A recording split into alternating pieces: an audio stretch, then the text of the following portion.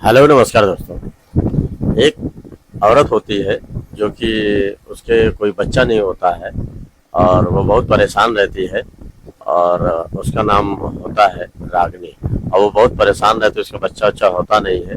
तो उसकी सास कहती है कि देखो, एक दूर का जो है, एक अभी हमने सुना है कि एक बाबा है, तांत्रिक बाबा है, जो उसके यहाँ जो भी औरत जाती है उसकी गोद भरी हो जाती है।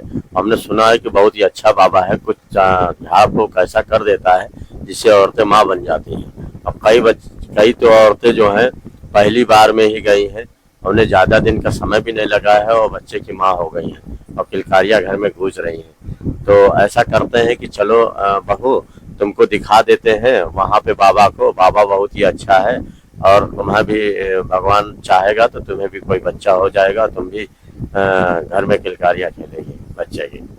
तो इस बात पे रागिनी कहती है ठीक है माँ जी, चलते हैं। तो दिखा दीजिएगा आप भी, क्योंकि जो है कोई बच्चा नहीं हो रहा है तो दिक्कत तो है ही है। और कई दवाइयाँ भी काफी दिन से कर रहे हैं, कोई फायदा भी नहीं कर रही है। तो उनकी सास जो है पूछते पूछते उस बाबा के यहाँ जाती है और वो बाबा जो है कहता है ठीक है, मैं ऐसा है कि इनकी पूजा करवाता हूँ और इनकी कम से कम 3 पूजाएं करवाना पड़ेगा। और जब तीसरी पूजा होगी तो उसके बाद फिर इनको प्रसाद मैं दे दूंगा और वो प्रसाद इनको मिल जाएगा तो ये बिल्कुल इनकी जो है प्रेग्नेंट हो जाएंगी और भगवान चाहा तो सब कुछ अच्छा ही होगा। इस बात पे उनकी जो सास होती हैं वो कहती हैं अच्छा बाबा। तो कहता है ऐसा है कि आप बाहर बैठिए, मैं कुछ पूजा सामग्री लिख के दूंगा और वो जाके ले आइएगा। और फिर वो बाहर जाके बैठती हैं और पूजा सामग्री लिखने के बाद फिर वो कुछ जो है अश्लील हरकतें करने लगता है, जो जिससे देख के रागिनी भड़क जाती है और भड़कने के बाद जो है वो बाबा को उल्टा सीधा कहने लगती है। तो ऐसा वो बाबा सुन के जो है बिल्कुल अचानक भौचक्का हो जाता है कि औरत जो है मुझे उल्टा सीधा क्यों इतना बक रही है। तो वो भौचक्का हो जाता है, सन्न हो जाता है और फिर वो गुस्से से आग बबूला हो जाता है। तो आइए दोस्तों, ये कहानी आप लोग को मैं सुनाने जा रहा हूँ जो कि बहुत ही रोचक और बहुत ही अच्छा है। बहुत लोग बाबाओं के जाल में फंसते हैं, उसी तरीके से ये बाबा है जो थोड़ा बौना किस्म का होता है। ये कहानी आप लोग को सुनाने जा रहा हूँ। कि ये कहानी आप लोग को अच्छी लगे तो लाइक शेयर कमेंट जरूर करिएगा और बताइएगा कहानी आप लोग को कैसी लगी। ये कहानी दोस्तों एक जौनपुर की है, जहाँ पे कुछ दूरी पे वहाँ पे सलीमपुर गांव था, वहीं की ये कहानी है। और उसमें एक मुखिया होते हैं जिनके 2 बच्चे होते हैं। एक का नाम होता है अमृत और दूसरे का नाम होता है प्रीतम। और उनका जो नाम होता है कैलाश होता है। और उनकी पत्नी होती है जिनकी नाम जो है पूजा होता है। तो वो क्या करते हैं कि दोनों बच्चों को अच्छा खासा पढ़ाते हैं, पढ़ाते लिखाते हैं, तालीम अच्छे देते हैं। और धीरे धीरे बच्चे बड़े होने लगते हैं और बड़े होके जो है एक बच्चा जो है 10वीं में रहता है, दूसरा बच्चा जो है 12वें में रहता है। और दोनों मन लगा के पढ़ते हैं।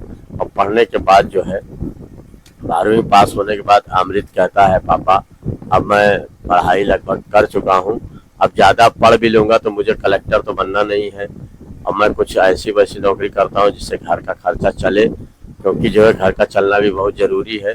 कि घर का खर्चा भी कुछ नहीं चलेगा तो आगे छोटे की पढ़ाई कैसे होगी और किस तरीके से खर्चा चलेगा।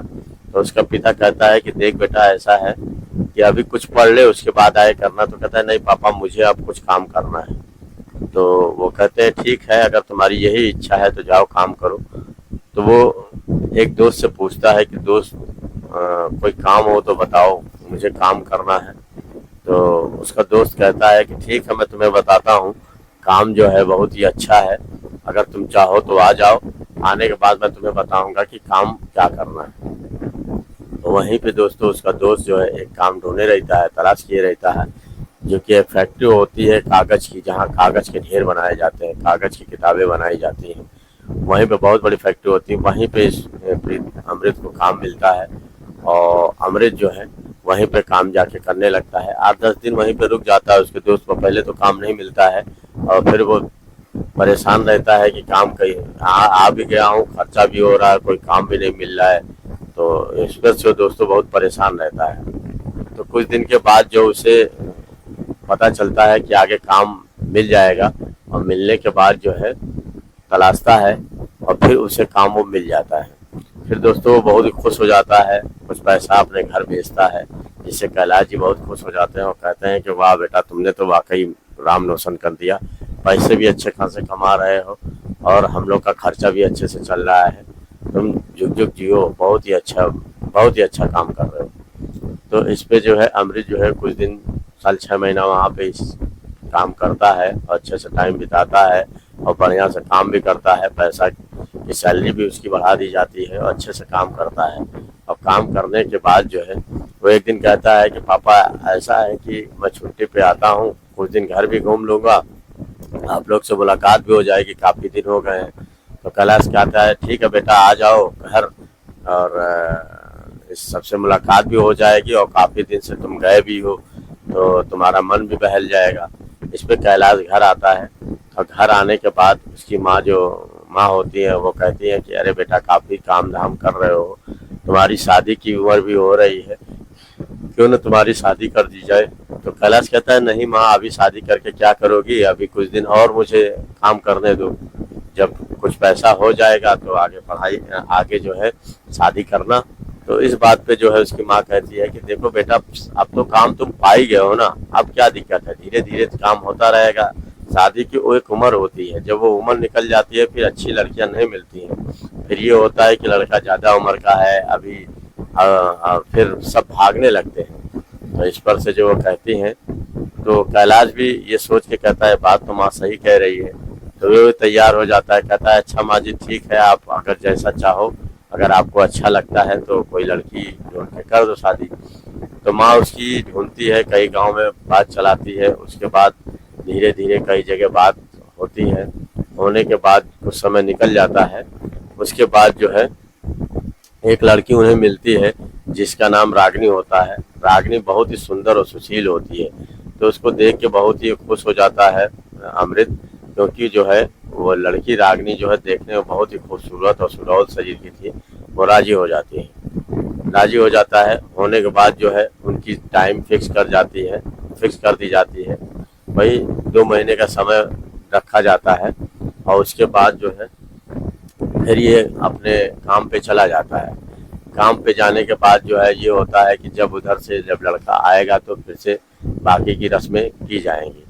तो वो जाता है, कुछ कमाता धमाता है, कमाते धमाते के बाद जो है वहाँ से फिर ये होता है उसकी शादी का टाइम भी नज़दीक आ जाता है। तो शादी का जब टाइम नज़दीक आता है तो फिर उसकी धूमधाम से शादी की जाती है और उसका छोटा वाला भाई भी बहुत खुश रहता है जिसका नाम प्रीतम रहता है।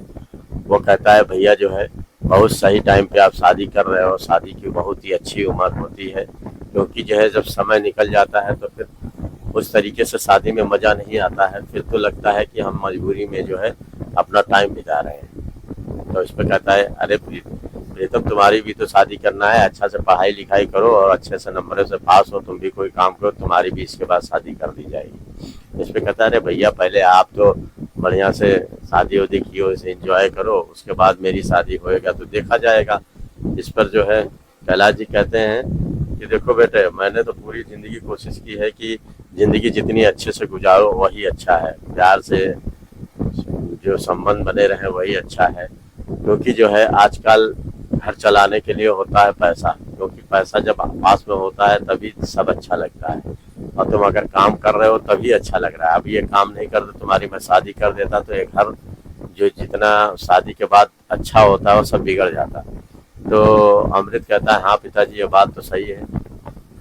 फिर धीरे धीरे कुछ दिन बीतते हैं, बीतने के बाद जो है अमृत फिर काम पे चला जाता है अपने, और जाने के बाद जो है वहीं पे कुछ दिन बैठ के करता है काम करना है, अच्छा खासा कमाई भी करता है। तो उसकी माँ जो कहती हैं अपनी बहू से, अरे बहू ये बताओ क्या हुआ, कुछ काम धाम, कुछ आगे बच्चे वच्चे का प्लानिंग है कि नहीं, तुम्हारे 2 साल निकल गए, 2 ढाई साल, अभी तो कोई बच्चे की खुशखबरी नहीं दी हो। तो कहती है कि अरे माँ जी मैं क्या करूँ, कुछ बच्चा नहीं हो रहा तो इसमें मैं क्या कर सकती हूँ।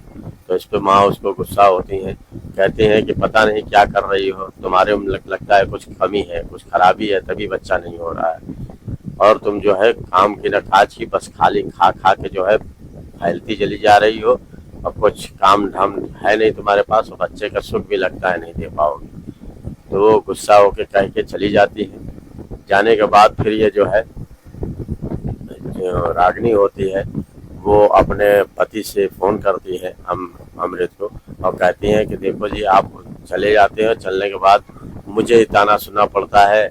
माँ जी ने मुझे बहुत ताना सुनाया है, वो उल्टा सीधा मुझे कई बातें बोल दी हैं, और देखो ये बहुत गलत बात है, और तुम जाके चुपचाप किनारे हो जाते हो, ताना मुझे सुनना पड़ता है। तो कहता है क्या हुआ? अरे अभी 2 ही 2.5 साल तो हुआ है, धीरे धीरे होगा, अभी जल्दी क्या है। कहते आप समझते नहीं है, यहाँ पे जो है सब कानाफूसी हो रही है, इधर उधर बातें हो रही है।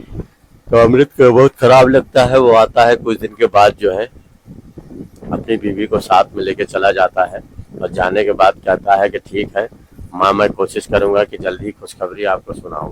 तो माँ कहती है हाँ, जा रहे हो, मुझे खुशखबरी जल्दी सुनाना, तब तो अच्छी बात है, नहीं तो अच्छी बात नहीं रहेगी। तो इस पे वो कहता है अमृत की नहीं माँ, मैं इसका इलाज भी कराऊंगा, इसको सही से देख रेख करूंगा, परेशान मत होइए। तो ले जाता है कई नई वकील डॉक्टरों को, कई दिखाता है। दिखाने के बाद जो है 3-4 महीने की दवाई भी लाता है, लाने के बाद भी इससे कोई फर्क नहीं पड़ता है। तो रागिनी कहती है कि पता नहीं क्या बात है, हम लोग संबंध भी बनाते हैं, लेकिन सब कुछ तो ठीक है, लेकिन दवाई कोई असर क्यों नहीं कर रही है। तो डॉक्टर के पास दोबारा जाते हैं। जाने के बाद डॉक्टर से पूछते हैं, डॉक्टर साहब बताइए मुझे क्या कमी है। तो डॉक्टर साहब कहते हैं कि देखो, कमी न तुम्हारे में है न तुम्हारी बीवी में है, लेकिन ये जो शुक्राणु है, ये थोड़ा तुम्हारे में कम बन रहे हैं। कुछ दवा मैंने लिखी है, वो दवाई कुछ दिन खाओगे तो सही हो जाओगे और बिल्कुल फ्रेश हो जाओगे। तो वो कुछ दिन दवा खाते हैं, लेकिन फिर भी उन्हें कुछ फायदा नहीं होता है। होने के बाद एक दिन उनकी सास, जो अमृत की माँ होती है, फिर फोन करते हैं अमृत के पास, क्यों बेटा, क्या हाल चाल है। तो अमृत कहता है माँ, हाल चाल तो मेरा ठीक है। तो कहे तुम्हारी बीवी क्या हाल चाल है। तो वो कहते बीवी का भी हाल चाल ठीक है। कहीं कुछ आगे खुशखबरी की बात पड़ी तो इस पर जो है मायूस हो जाता है। कहता है नहीं माँ, दवा तो मैं कर रहा हूँ। कहता है फोन दे उसको, दो बहू को। तो बहू को फोन कर देता है। तो वो कहता है कि देखो रागिनी, तुम इतना राग तुम मत मुझे बढ़ाओ, समझे, और तुम्हें कोई परेशानी दूसरी है, इसी वजह से दवाई तुम्हारी फायदा नहीं कर रही है। यहाँ पे एक बाबा है, कौनी बाबा के नाम से मशहूर है। वो बहुत लोगों का झाड़ फूक करके जो है ठीक कर देते हैं। कई औरतें तो दूसरे ही महीने खुशखबरी सुनाती हैं। बहुत ही अच्छा बाबा है। ऐसा करो तुम लोग चले आओ गांव, और मैं तुम लोग को ला के दिखा दूंगी। और बाबा बहुत ही अच्छा है, और इससे जो है उनके बच्चा भी हो जाता है और कोई जान भी नहीं पाता है। बाबा बहुत ही अच्छा है। तो इस पे जो है कैलाश अपनी बीवी को कुछ दिन की छुट्टी लेके गांव चला आता है। और आने के बाद जो है अपनी माँ से कहता है देखो माँ, जाओ, और मैं जा रहा हूँ छुट्टी, मैं जा रहा हूँ नौकरी पे, मैं वहीं नौकरी करूँगा, तुम अच्छे से दिखा देना। तो ये जो है अपनी बहू को जो है कहती है ठीक है बहू, कल हम लोग चलते हैं, और चल के वहीं पे आपको दिखा दिया जाएगा कि तुम्हें परेशानी क्या है। बाबा देख लेगा, तो भगवान ने चाहा तो तुमको बिल्कुल ठीक कर देगा। तो कहते हैं कि ठीक है माँ, मम्मी आप चलिए। तो वो दोनों जाते हैं बाबा के पास। तो बाबा कहता है कि सब ठीक हो जाएगा, आपने मेरा नाम सुना होगा, जितनी भी यहाँ औरतें आई हैं सब हंसती खेलती गई हैं, सबके यहाँ किलकारी गुजरी हैं, सब लोग मुझे धन्यवाद देते हैं। आज मेरे पास दूर दूर से लोग आते हैं, मेरा नाम और शोहरत तो तुम सुनी होगी। तो इस पे से वो कहते हैं कि हाँ बात तो सही कह रहे हैं बाबा, मैंने बहुत सुना है, आपका नाम बहुत है। कहते हैं देखो वो 3 दिन से ज़्यादा समय नहीं लेता हूँ, 3 दिन में भगवान ने चाहा तो आपकी गोद हरी भरी हो जाएगी, लेकिन मैं पूजा पाठ में थोड़ा महंगा सामान लगता है, वो लाना पड़ेगा। तो कहती है कि ठीक है, आप जो सामान इसमें लगेगा वो आप लिख दीजिए। तो बाबा क्या करता है कि कहता है अपनी बीवी को कल लेके आना, और लाने के बाद नहा धो के फ्रेश हो के अपना जो है अच्छा से कपड़ा पहन के आएंगे, तो मैं बाकी का सामान लिख दूंगा। तो उसकी माँ को नींद नहीं आती है। वो दूसरे दिन फिर कहती है कि ठीक है। वो नहा धो के उसकी बहू बढ़िया से श्रृंगार उंगार करके बढ़िया से जो नहा धो के पहुँचती हैं, और पहुँचने के बाद जो है बाबा के पास जाते हैं। तो बाबा कहता है बीवी तो आपकी, बहू तो आपकी बहुत सुंदर है, ये भगवान ने चाहा तो अभी जल्दी ही माँ बन जाएगी, कोई दिक्कत नहीं है। यहाँ पे हमारे यहाँ जो भी हमारे शरण में आया है और उनको लाभ ही हुआ है। तो वो 101 तरीके की दवाई या पुड़िया दुनिया भर का बांध के उनको देता है, और देने के बाद कहता है कि ले जाओ, और इनको 3 दिन लाना पड़ेगा। पूजा 3 दिन होगी और बाकायदा करनी पड़ती है, तो आप इसको लेके आइएगा। वो क्या करते हैं कि उनकी जो सास होती है रागिनी की, वो कहती है चलो बहू, अब तुम्हारा ब्यारा न्यारा हो जाएगा, अब तुम खुशखबरी जल्दी सुनाओगी।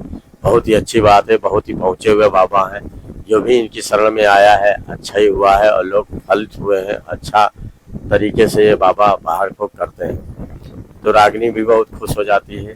रागिनी फिर दूसरे दिन नहा धो के पहुँचती हैं। दूसरे पहुँचने के बाद बाबा के पास बैठती हैं, तो बाबा देख के पूरा पूरा एकदम शहर जाता है और उसके हाथ लगाने की कोशिश करता है। कहता है देखो रागिनी, तुम बिल्कुल ठीक हो जाओगी, तुम्हारे डॉक्टर ने क्या कहा है? तो दवा कहती है डॉक्टर साहब दवा दिए हैं, कहे तुम्हारे में कोई कमी नहीं है, तुम्हारे पति में थोड़ा है तो वो भी सही हो जाएगा, शुक्राणु की थोड़ी कमी है तो वो भी सही हो जाएगा। तो इस वजह से बाबा हम आपका नाम बहुत सुने हैं और आपने बहुत लोगों को सही किया है, कुछ मेरा भी कल्याण कर दीजिए। तो बाबा बहुत खुश होता है, कहता है तुम परेशान मत हो, तुम्हारे वारा न्यारा तुम्हारा कर देंगे और तुम ठीक हो जाओगी। इस पर जो है बाबा जो है पूजा करता है, कम से कम 2 घंटे की पूजा होती है। उसमें जो है लोबान होता है और पूरा धुआं से पूरा घर भर जाता है, और भरने के बाद धुआं ही धुआं रहता है। फिर उनकी जो सास होती है उनसे कहते हैं कि ठीक है, आज का कार्यक्रम खत्म हुआ, इसे कल जो है थोड़ा जल्दी लाइएगा, और पूजा कम से कम ये 3 दिन की पूजा होती है, लेकिन समय ज़्यादा लगता है, परेशान मत होना। आज तो 2 ही घंटा लगा, कल 4 या 5 घंटा लगेगा, और तीसरे दिन पूरा 12 घंटा लगता है। तो इसी तरीके से पूजा हम करते हैं, तो आप परेशान ना होइएगा, ये बिल्कुल खुद भगवान ने चाहा तो बिल्कुल ठीक हो जाएगी। आप बिल्कुल ही आप दिमाग से निकाल दीजिए कि ठीक नहीं होगी।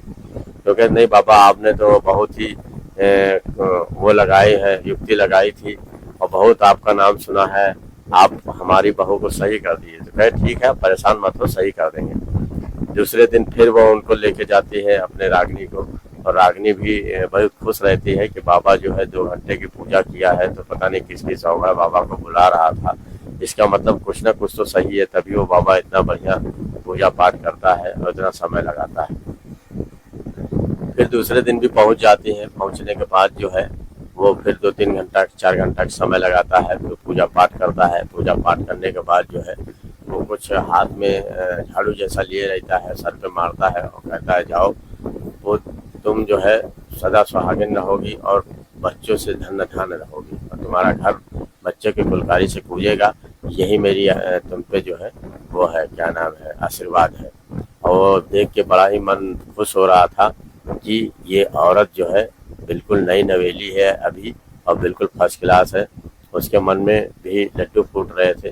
फिर वो कहता है जाओ, तीसरे दिन ऐसा करना कि इसको जो है ज़्यादा लाल रंग की, गहरे लाल रंग की साड़ी पहना के लाना, और बाल खुले हुए छोड़ के लाना, और नहला के जो है शैम्पू वैम्पू बढ़िया अच्छे से कर लेना, क्योंकि खुशबू आने चाहिए बदन के अंदर, और पूरा बढ़िया से इनको जो है स्किन पे क्रीम व्रीम लगा के लाना बढ़िया से, क्योंकि जो शरीर से खुशबू आनी चाहिए, क्योंकि देवी देवता को बुलाता हूँ और उससे जो है मन मुग्ध हो जाते हैं वो लोग, और इससे वो लोग इसको आशीर्वाद देते हैं, तभी आगे की प्रोसेस होता है। तो इसकी माँ जो सास होती है रागिनी को, उसको भी लगता है कि बाबा कुछ सही बोल रहा है, क्योंकि इतनी छोटी छोटी बातें हम लोग को बता रहा है, इसका मतलब बात कुछ सही है। फिर वो क्या कहते हैं कि किसी तरह टाइम बीतता है, वो जाते हैं नहा धो के, जो फ्रेश होती हैं, फ्रेश होने के बाद फिर बाबा के तीसरे दिन जाती हैं। तो बाबा जो है क्या करता है कि इनसे कहता है कि ऐसा है, आज लास्ट दिन है, आज आप बाहर बैठिए और मैं इनको जो है कुछ ऐसी बातें बताऊंगा जो कि बिल्कुल सही तरीके से ठीक हो जाएंगी, और कुछ वहाँ पे देवी देवता को बुलाता हूँ, इसमें से कोई और लोग नहीं होना चाहिए। तो इस पे जो है उनकी सास बाहर बैठ जाती है, और बाहर बैठने के बाद बाबा क्या करता है कि एक बोतल से पानी निकालता है, और निकालने के बाद रागिनी को पीने को देता है, और रागिनी जैसे पीती है वैसे ही जो है पूरे नशे में हो जाती है, और नशे में होने के बाद वहीं पे गिर जाती है, और गिरने के बाद बाबा जो है उसके बदन से एक एक कपड़ा उतारने लगता है, उतार के पूरी तरीके से नंगा कर देता है। और नंगा करने के बाद अपनी वासना की आग को वासना के भूख को मिटाता है और उसके साथ 3 बार सेक्स करता है 1-1 घंटे के बाद। और ये पूरी तरीके से विरोध भी नहीं कर पाती है, क्योंकि इसके पास उतनी शक्ति ही नहीं रहती है कि विरोध करे। लेकिन ये उसको पता रहता है कि मेरे कपड़े उतर रहे हैं, मेरे बदन को छुआ जा रहा है, मुझसे कुछ अनावश्यक हरकतें की जा रही हैं और मुझे मेरे साथ भी सेक्स हो रहा है, लेकिन वो बोल कुछ नहीं पाती है। फिर 3 घंटा करने के बाद पूरी अचेत हो जाती है। अचेत होने के बाद बाबा फिर काम क्रिया करने के बाद कपड़ा लत्ता पहन के अपना जो है बाहर निकलता है और कहता है, देखो मैंने उस तरीके से पूजा पाठ बहुत ही अच्छी की है। कुछ ऐसे आए थे जो भयावह था, भयावह जो राक्षस प्रकृति के थे, वो उनको भगाना पड़ा है और अब जाके वो सही हो गई है। ऐसा करना कि अब ये ठीक हो जाएगी और इसको ले जाओ और इसको बाकायदा इसको नहला धुला के जो प्रसाद दिया उसे खिला देना। तो उसकी साथ वहाँ से आती है, आने के बाद उठाती है तो जल्दी उठ नहीं पाती है रागिनी को शरीर में पीड़ा भी होने लगती है और उससे पूछती है उसकी सास, तो वो बता भी नहीं पाती कुछ तो मेरे साथ क्या हुआ है। तो पूछती है कि बाबा ने क्या किया, कुछ किया तो कुछ पूजा वूजा अच्छी की, तो कहे हाँ पूजा तो किया, ठीक किया।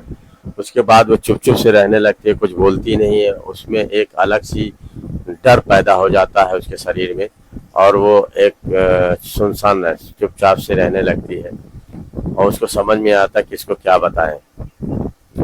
फिर एक दिन जो है कैलाश फोन करता है, कहता है अपनी बीवी को, क्या वह माँ तुम्हें ले गई थी बाबा के पास? हाँ बाबा के पास तो ले गई थी। बाबा ने क्या कुछ दवा ववा दिया? वो पूजा वूजा की और कुछ खाने होने को बता रहा देने के लिए। तो कहा हाँ दिया भी और कुछ खिलाया भी पिलाया भी। तो कहते हैं कुछ फायदा किया? तो कह रहा फायदा क्या करेगा? तो कह फायदा क्या करेगा? कहीं हाँ फायदा तो कुछ समझ में नहीं आ रहा है। तो कहे कुछ हरकत किया क्या उसने? तो कहता हाँ बाबा ने हमारे साथ बहुत ही गलत हरकत किया है, हमारे बदन को छुआ है और कुछ पीने को दिया था जिससे मैं पूरे नशे में हो गई थी, मुझे कुछ समझ में नहीं आया था, उसने मेरे साथ गलत हरकत किया है। इस बात पे जो है वो जो अमृत होता है बहुत ही गुस्सा होता है। वो आता है, आने के बाद कहता है ठीक है आता हूँ। आने के बाद उस बाबा की जो कुछ खास खबर ली जा रही है। फिर आने के बाद माँ से पूछता है कि माँ तुमने ये कहाँ ले गई थी? वो बाबा तो धूत है, बिल्कुल जो है वो गलत हरकतें करता है और बुरी तरीके से बुरी नज़र रखा है और देखो तुम्हारी बहू के साथ क्या गलत किया है कि तब से वो चुपचाप रहने लगती है, डर सा हो गया है। तो उसकी माँ कहती है कि अरे वो ठीक हो जाएगी, कुछ दिन होता है उसके बाद सही हो जाएगी।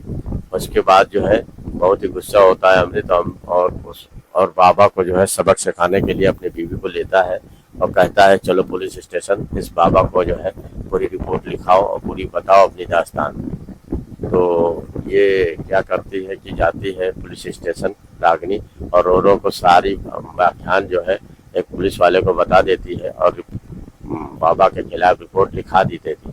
बाबा के खिलाफ रिपोर्ट लिखाती है और सारी अपनी दास्तान बता देती है और बताने के बाद जो है पुलिस वहाँ पे पहुँचते हैं गौरव बाबा के पास। तो बाबा जो है भागने की कोशिश में रहता है, तब तक पुलिस वाले उसे पकड़ लेते हैं और पूछताछ करते हैं कि तुम क्या ये करते हो, क्या तुम्हारा तरीका है?